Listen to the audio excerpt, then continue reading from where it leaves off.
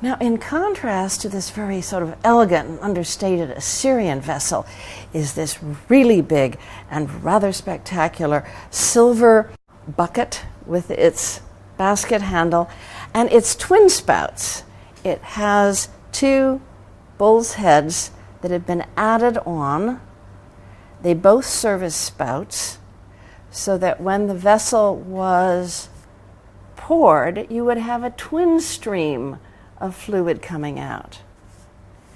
This is not Assyrian, but this is Neo-Elamite. These are the native population of southwestern Iran, both in the lowlands of Khuzestan and the highlands of Fars.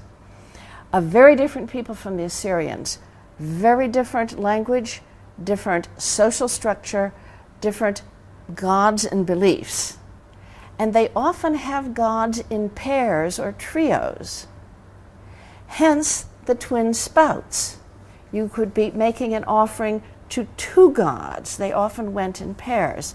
And this is a real contrast to the Assyrians, who always venerated one god at a time, though they might have many gods. This vessel is fascinating because it has a very large inscription all around the neck. And this inscription is written in the same kind of characters as the Assyrian. That is, this is the cuneiform system, which is little wedge-shaped marks put together in different ways, and each cluster is a different syllable. The language of the two is totally different. It's like we use the same alphabet for Spanish and for French and for German, but we have very different languages written in it. So they have the same writing system, but they're expressing a totally different language. And the Elamite language is very difficult. It is not related to the Assyrian or any of the Iranian tongues as now exist. So it presents many problems for scholars. They can understand the basic words, but sometimes we don't understand all the different tenses of the verbs and the conditional and this sort of thing. Well, this inscription is a royal statement saying, "I am king." He's Shutur Nahunte in Shushanak, which is a very typical royal Elamite name, and he is, of course, son of a man named Kulur, who was king of Anshan and Susa. And Anshan is the upper mountainous areas of modern Fars province, where Persepolis is.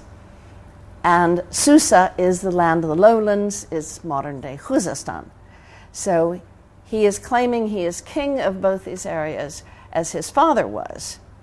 And then the rest of the inscription, and you see how neatly it is inscribed in panels with register lines, and being very, very careful about it. Says how good he is, how he worships these gods. It names a whole raft of gods, and he is a good leader of his people. In other words, it's all about him, but in a religious context, that he is a good ruler because he is a pious ruler. So we have to assume that this vessel was used to make a royal offering, pouring it out to these multiple gods.